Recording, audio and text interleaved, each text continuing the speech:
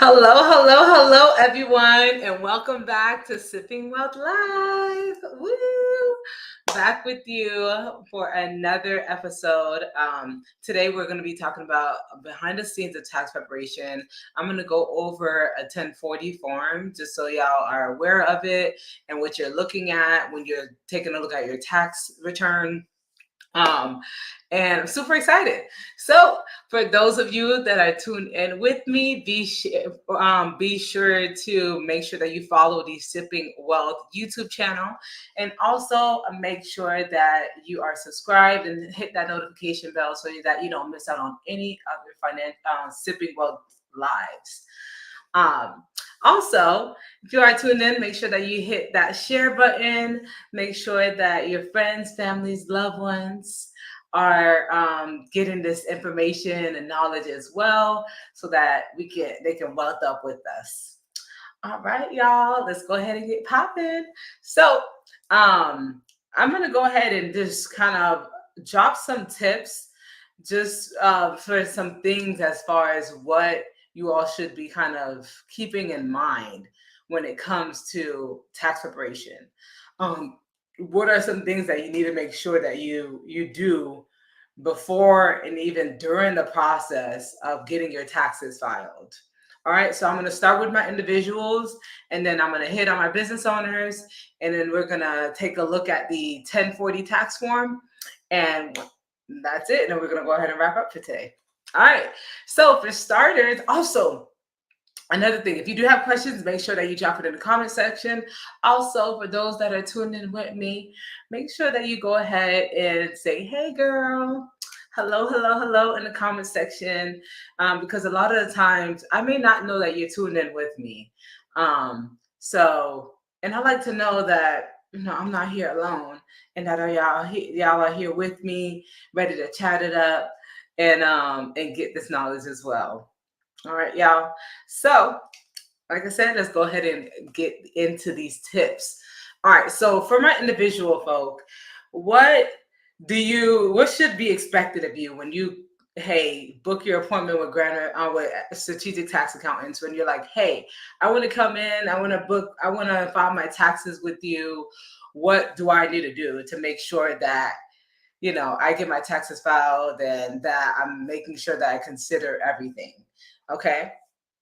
First, you want to make sure that you gather all your documents. So I like to provide all my clients with a tax checklist. If you do not have a tax checklist, go ahead and reach out to, you can send us a direct message, email us, text us, say, hey, I want that checklist. Okay, send me that checklist because I need to make sure that I bring in all my documents. Okay, so you want to make sure that you have all your documents. Collect your W-2s, not your last pay stub, your W-2s, all those 1099s. You want to wait. For my people that are in a hurry to file, you want to wait until all your W-2s and 1099s come in. You don't want to have to do an amendment. You don't want to have to receive a letter months from now from the IRS saying that you didn't reflect some income that you were supposed to put on your taxes. Okay, so let's make sure that we are bringing all our W-2s, all our 1099s to the table. Okay. Another thing is our other income related documents. So this could be our stocks. Maybe we are trading. Maybe we have a Robinhood account. Maybe we have a Fidelity account. Whatever trading you're doing, things like that, you want to make sure you bin those documents as well. If you're contributing to your retirement, those documents as well. So all income, report all your income. Okay, this is side gigs, investment income, rental income, the whole shebang. So you want to make sure all this is being stated and put on your tax return. All right, the other thing is understanding deductions versus credits. So you want to make sure that you familiarize yourself with what are the common deductions, like mortgage interest, property taxes, things like that. Maybe even certain credits like the energy efficiency credit, if you know you're going to make some improvements to your home. These are credits that you want to go ahead and tap into. If you're already doing these things, maybe you're looking into an electric vehicle.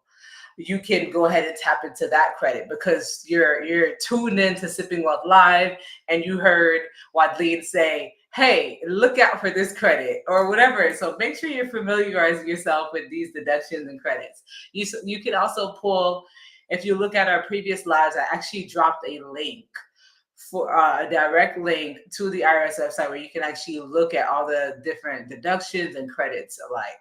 All right. The next is it is not too late to contribute to your retirement account. So you have until April to make sure that you contribute to your retirement account. Put that money in your IRA, for your deductions for last year, and even moving forward. So the limit is $6,500 for your Roth or traditional retirement accounts, or IRA or 401k accounts. So you do want to make sure you take advantage of that. You either pay your future self or you pay the IRS. So go ahead and max out your retirement contribution. All right. So like I said, you do have until April, but you do want to make sure you do that before you file your return. The next thing is to review your last year's tax return. This is huge. And also, you want to make sure that you bring your last year's tax return to your tax professional as well. You want to make sure they have a copy of your last tax return because it's going to identify if you have any carry forward, maybe some deductions that wasn't being able to be used in the previous year. You want to make sure that it's being used in this year. So that's why you want to make sure, hey, you're giving them a copy of your last year's return. So, or if they're not your previous, if you're your ongoing tax accountant. So you do want to make sure they have a copy of your last return, tax return. This is huge. And take a look at it. Maybe you missed out on potential deductions and credits. Or maybe you were like, oh man, I took advantage of that last year. I need to make sure I take advantage of it again this year on this year's taxes. So you do want to make sure you are reviewing your last year's tax return. The next is to check your filing status. So if you're make sure that you're filing under the right filing status, married filing separate, divorced, I don't know, single, head of household. Make sure you have the right filing status, okay? So you want to make sure, hey, when you're a tax professional, before they submit and file your return, you want to verify that you are the correct filing status because it will change how you are being taxed. All right. The next is to consider itemized deductions. Okay. A lot of people, we just go ahead and default to the standard deduction, especially if you don't have that many qualifying itemized deductions to take advantage of. But what the itemized deduction, if it does exceed that could be your property taxes, charitable contributions, that can be those premium payments that you're paying to the mortgage company, that could be those qualifying medical expenses, dental, things like that. So those add up. And if those exceed the standard deduction, then you can utilize that to go ahead and lower your tax bill. I have clients that will do all their charitable contributions every other year. So they will donate to the church every other year, and it will be the tithe and offering for both years, but for 1 year, so that they could make sure that they take advantage of the itemized deduction. So that's a play that you could implement as well. The next is to keep track of those charitable contributions. So a lot of people, they're like, oh, I gave to Goodwill or I gave to whatever, and I don't know where that stuff is. I don't know where the receipt is. Look, I believe I gave to it. So you want to make sure you are tracking this. I tell my clients, you have access to your portal all year long. Take advantage of it. You have a receipt, something comes up, go ahead and log into your client portal and put it in there. Like I said, you have access to your client portal all year long. Something comes in, a statement, whatever, go ahead and drop it in the tax portal. You purchase solar panels during the year, drop it in the tax portal. You purchased a vehicle for your business in the middle of the year, drop it in our client portal. Because when we get to the tax time and you're trying to figure out, oh my gosh, where's that paperwork? You don't have to worry about it because it's already in the client portal. All right. The next is to understand the healthcare deduction. I did a live on the healthcare deduction, how it gets overlooked so often. Make sure you check that out. But it just is healthcare expenses, health qualifying deductions, HSA accounts, things like that. It gets so underutilized and is so beneficial. Um, huge, huge, big. And then also make sure that you are filing electronically and doing direct deposit. This is going to help with one, decreasing the risk of errors being on your tax return, because a lot of the time your taxes will be rejected if it's able to detect a particular error. Um, if you e-file versus like mailing the tax return. Another thing is like making sure that you choose direct deposit, because that will allow your refund to get to you a lot quicker. Okay, versus in the mail, in snow mail. Okay, we don't have time for that. So we want to make sure our taxes get to us as soon, our refund gets to us as soon as possible. Okay, so go ahead and choose that direct deposit. All right, so those are 10 tips for my individuals. I'm about to get into 10 tips for my business owners. All right, let's get in. Okay, so for my business owners, organize your financial records. And I'm talking receipts, invoices, bank statements. Make sure you're doing this throughout the year. And make sure that hey, if you don't have a profit and loss statement, which you should be doing bookkeeping. Like I said, I always say, if you're not doing bookkeeping throughout the year, you're losing money and you're capping your business. You clearly don't want your business to grow because you're not even maintaining the books. Okay, maintain your books. Get some bookkeeping procedures in order. If you can't do it, hire somebody to do it. Come to strategic tax accountants. You need bookkeeping. You need it. You need it. Need it. You need to have it in place. Okay. So organize your financial records. I have tons of business owners. They come all the time and they're like, "Oh, I have to find that receipt." I spoke to a client yesterday and they came to me and they're like, "Oh, I have bank statements. Is that going to be enough?" I'm like, I mean, you can file your taxes with them, but if an audit comes, the bank statements are not going to do anything. They can pull those records if they wanted to, but the receipt is actually going to show them what you're actually spending on. You can go to Walmart and purchase a bunch of groceries for the house, or you can go to Walmart and purchase some supplies for your store. Sam's Club, it. So they want to see an itemized receipt. They want to see, hey, what was the contract there? Hey, if there is an address on there, what was the address used? Because you said it was for this property, but it was really for that property. So, receipts matter. Okay. So make sure all that is collected during the year, throughout the year. Like I said before, my clients have access to their portal all year long. So when it comes to tax time, I'm like, hey, you have access to your portal all year long. You could dump stuff in here throughout the year. Okay, but make sure throughout the year you are keeping track. You are keeping your financial documents. All right, y'all. The next is understanding specific real estate deduction. So this is for my real estate individuals, which is majority of my clientele has some sort of real estate, investors.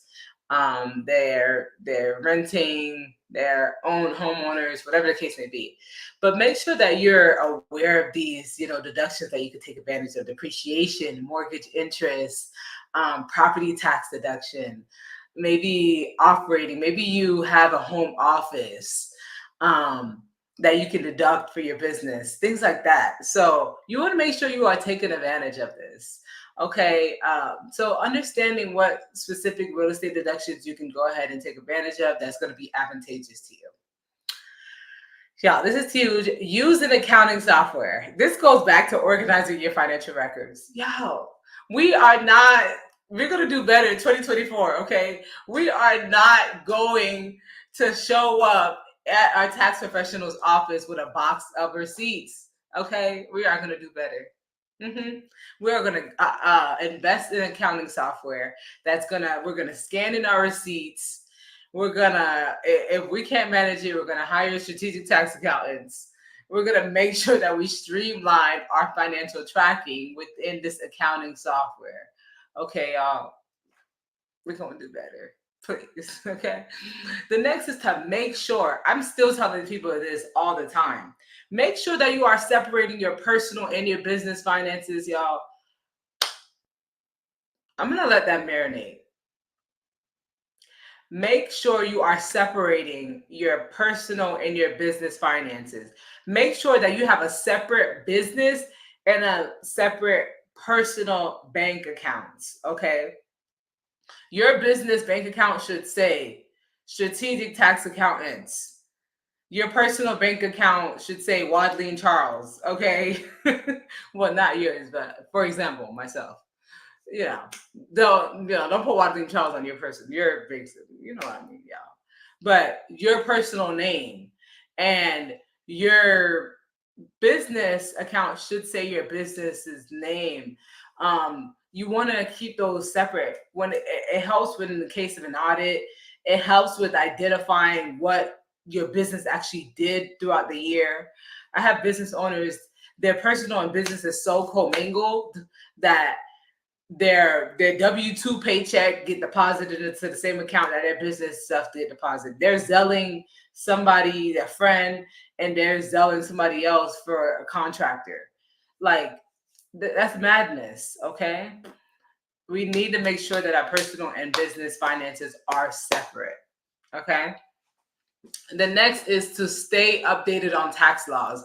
Continue to tap in and check out these Sipping Wealth Lives. I do this so that you are informed with what's going on with the tax updates. I do this so that you're informed on, hey, what laws are changing, things like that. We just had a bill that was passed on Friday for the child tax credit. Now it's for 2025, but it's still something to be updated and aware about. Okay, so make sure you continue to tap in and look at these things because these directly affect you. All right. Another is consider hiring a professional, especially you're a business owner. Okay. You're great at what you do, and you want to make sure that the person you hire is great at what they do. So make sure that don't be afraid to hire a knowledgeable tax professional that's knowledgeable within your industry. Okay. Another is leveraging retirement plans. Yo, my business owners, please invest in a retirement plan, solo 401k, a SEP IRA. There's huge tax benefits, let alone deductions that you can, qualifying deductions that you can write off through your business. So huge, huge. Another is to make sure that you're tracking all your expenses. I got to say that again. Track all your expenses. Document all your business expenses, travel, marketing, that photo shoot you're doing, whatever, office supplies. Make sure that you are documenting all your business expenses. And next is to understand capital gains tax. This is huge, whether or not you want to shut down your business, you want to purchase a business, what you're going to get hit for. Maybe you're selling a property, you're buying, how your capital gains tax is going to work. So you want to be aware of that as well. The next is to make sure that you are planning for your quarterly tax payments. Yeah, do not miss out. The last one was due January 16th. Now the next one is going to be for 2024, and that is going to be due in April. So you want to make sure that you are staying up to date, that you are making these estimated tax payments so you don't get hit with the tax bill. All right, so let's go ahead and check out the 1040. All right. And I'm gonna just go ahead and walk over, look over show you all the 1040 really quickly, and then and that'll be it. Yeah. Okay.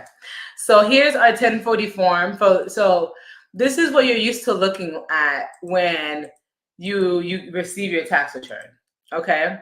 So this is the tax year you're filing for. You want to make sure that this information at the top, your name, address, is accurate, because when you call into the IRS, this is how they're going to identify you. They're going to say, hey, do you have this?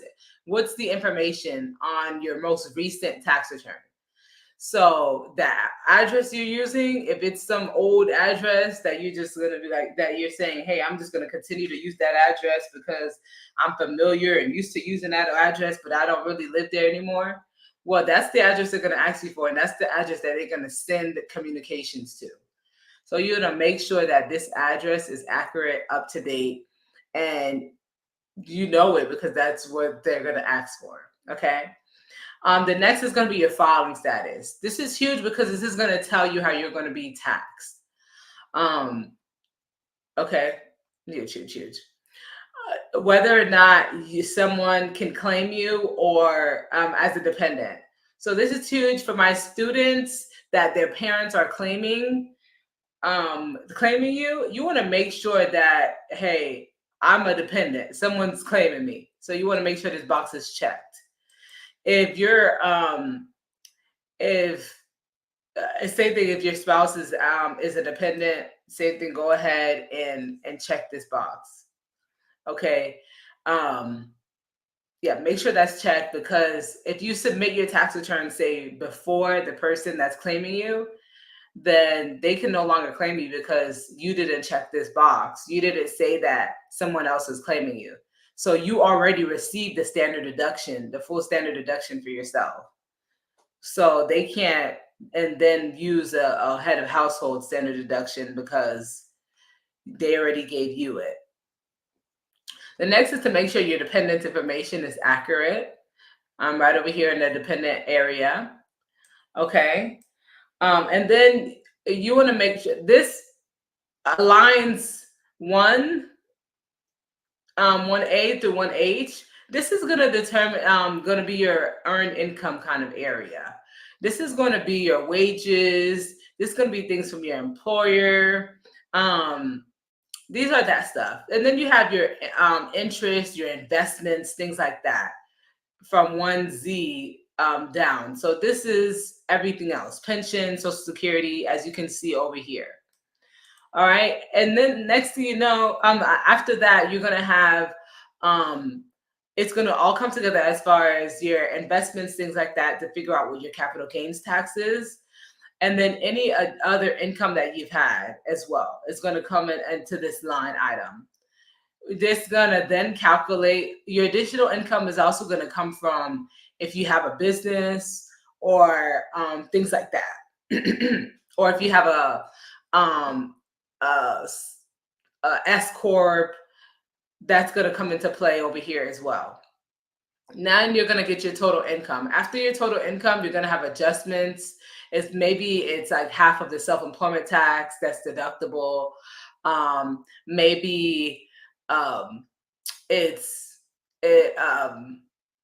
Any other adjustments to income, to your income, that's going to increase it or decrease it, it's going to be here. Like I said, it could be that deduction that you're taking, half of the self-employment tax deduction. It can be other things as well, but that's the most common.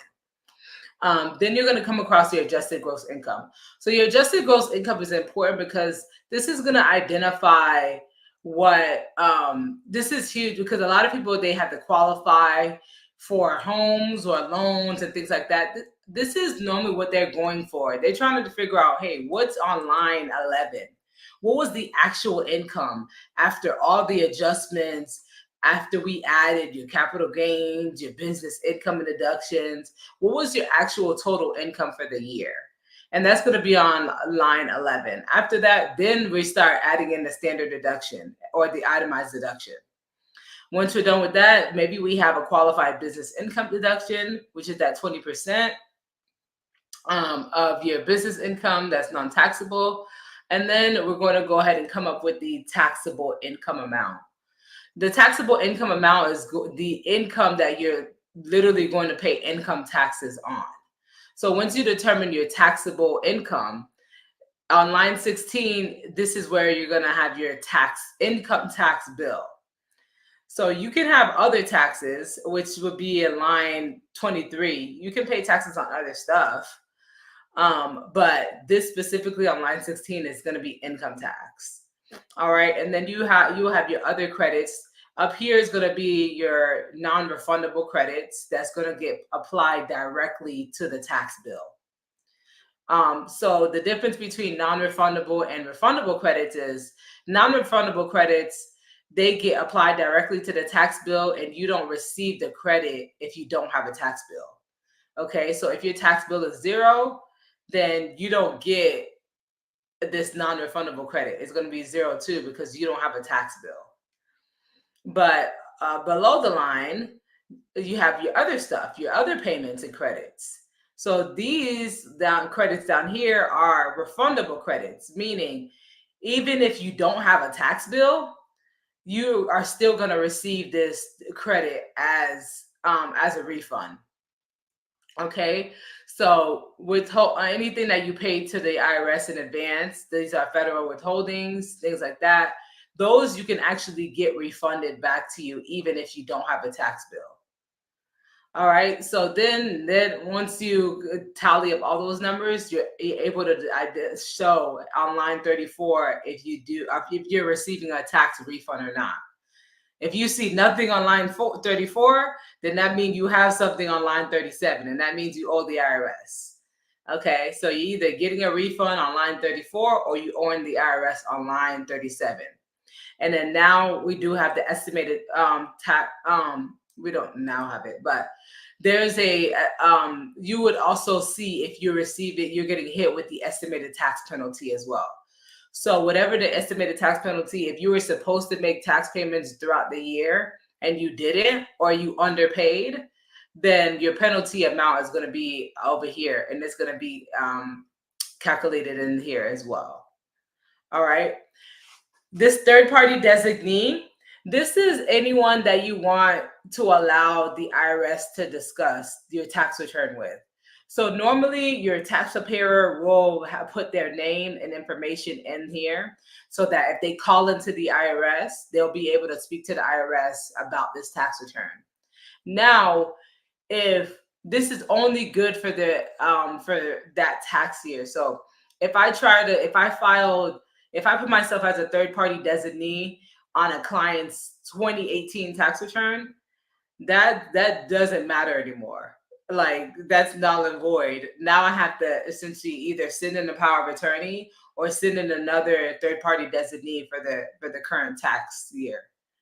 Okay, so you do have to constantly update the third-party designee. It does expire. For the signature portion, you do want to make sure that you sign your tax return. But when you sign your tax return, you are telling the IRS, everything on my tax return, I reviewed it, okay? And everything on my tax return is accurate. So if anything comes back, that means you take responsibility for anything or from any misleading or incomplete or inaccurate information on your tax return. All right. And then the last area on the 1040 is going to be the paid preparer. If you paid somebody to do your tax return, this should not say self-prepared. Okay. This should say their name. So you want to make sure this area does right here, paid preparer.